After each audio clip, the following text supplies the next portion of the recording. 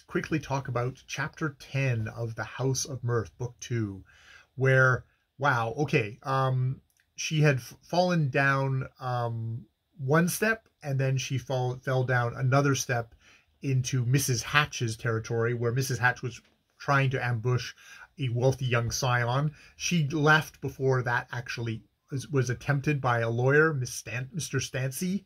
But she still got thoroughly blamed for it. Probably Bertha Dorset continuing to pursue her, continuing wanting to destroy her utterly, as kind of hatred, but also just sort of security. Like, the worse she looks, the worse that Lily Bart looks, the better, more secure Bertha Dorset is.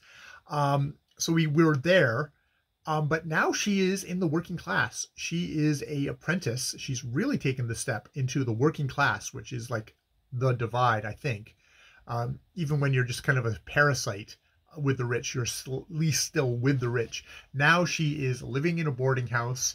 She is a not successful apprentice of Miss Regina, a milliner, where she cannot sew anything straight to save her life. She is amongst a bunch of, actual working women who've been doing this since childhood, and that, it's all programmed into their fingers. She got the position by kind of the last good deed that Carrie Fisher was going to, the sharp friend, Miss Carrie Fisher, was going to kind of prevailed upon Miss Regina to do, and Gertie also, and Carrie Fisher, Carrie Fisher at this point does stand back because she almost gets sucked into the whole Mrs. Hatch thing, but gets protected by Mrs. Jack Stepney, who still wants to be a part of Carrie Fisher's lovely parties. So there's that. But yeah, she's shitty apprentice.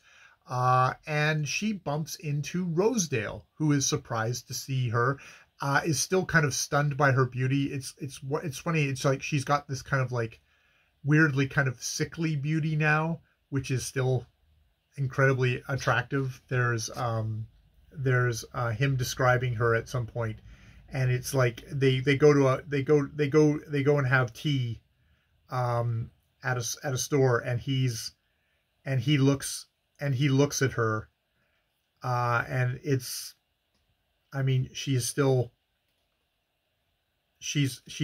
kind of gorgeous. This is on I'm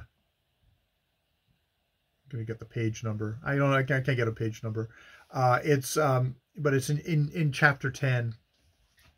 As she leaned back before him, her lids drooping in utter lassitude, though the first warm draft already tinged her face with returning life, Rosedale was seized afresh by the poignant surprise of her beauty. The dark penciling of fatigue under her eyes, the morbid blue-veined pallor of the temples, brought out the brightness of her hair and lips, as though all her ebbing vitality were centered there. Against the dull chocolate-colored background of the restaurant, the purity of her head stood out as it had never done in the most brightly lit ballroom. It's like her beauty is even more strikingly beautiful, and I mean, she's ebbing, like she's retreating, like it's her hair and her lips. So he definitely is. It's still kind of a very surface material beauty that you can appreciate, but, and she, he's like, well, he very much is like, well, you have a legacy, you have like 10,000, you can use that to set yourself up. It's like, no, I owe it all to Gus Trenner. And she says, like, this is who I'll give to, because she wants Judy Trenner, her former friend from the very beginning of the novel, to hear that, yeah, that she is going to pay that money back. She does not owe, the last thing she wants is to owe the money. And she thinks, okay, that'll be a good thing. By the end of it, though, she feels, at the end of it, she had even felt a momentary exhilaration at the thought of thus relieving herself of her detested secret. But the sensation gradually faded in the telling, and as she ended, her pallor was suffused with a deep blush of misery, which that kind of sums up, a deep blush of misery. And he is like, he's Rosedale is still, I mean, it's her beauty, I think. I mean, there's the business sense, but he's like, you'll let me come see you someday, he says with a visible effort. And she smiled, recognizing the heroism of the offer to the point of being frankly touched by it. Thank you. I shall be very glad, she made answer, in the first sincere words she had ever spoken to him. So it's interesting throughout this novel of as Lily starts up here, Rosedale's down here, and they're kind of gone like this, and now it's very much he is up here and she is down here, and she's like, I could still use my beauty. I could still use my beauty and get him to marry me.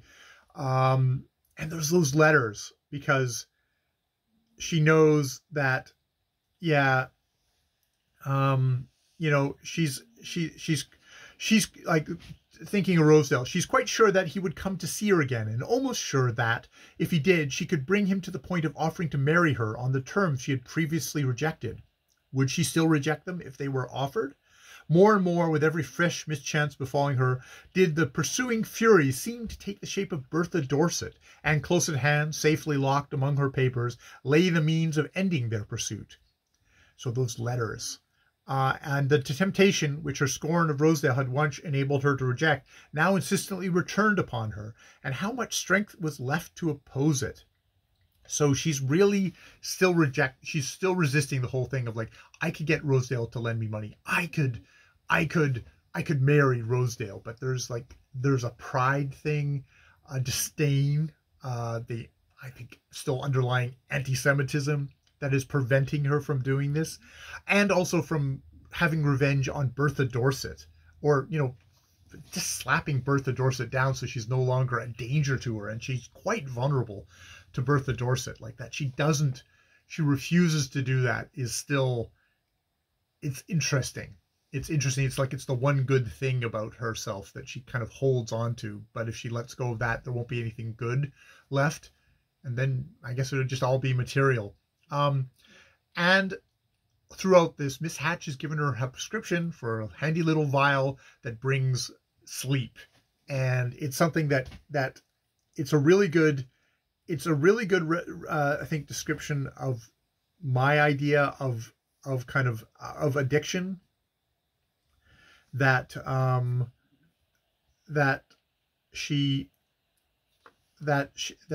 is in here. Where is it?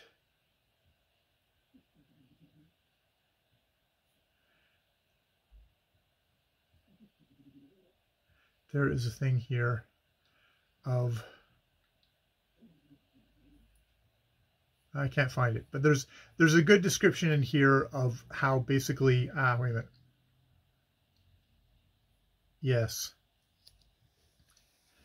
You know, she goes from like the pain of like she doesn't visit Gertie anymore because she might risk to meet Selden, and that would be pure pain.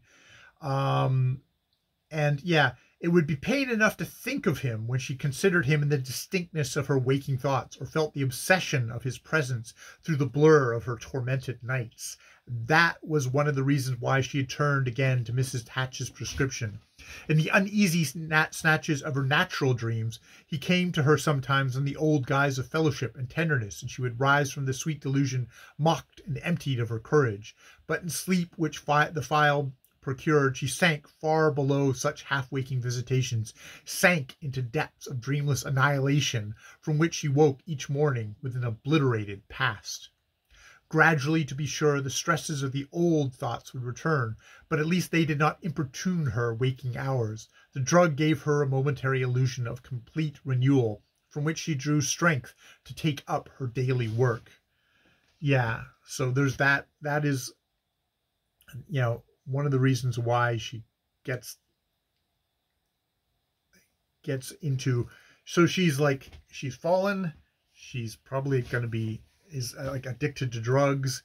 She is at her weakest moment, and it's like, is she going to give in to, it's giving into temptation. She sees it of taking up Rosedale, of attacking Bertha Dorset, and I guess also being tormented by what could have been with Selden, in that as well. So yeah, yeah, those are my observations at this point of chapter 10 of book 2 of the House of Mrth.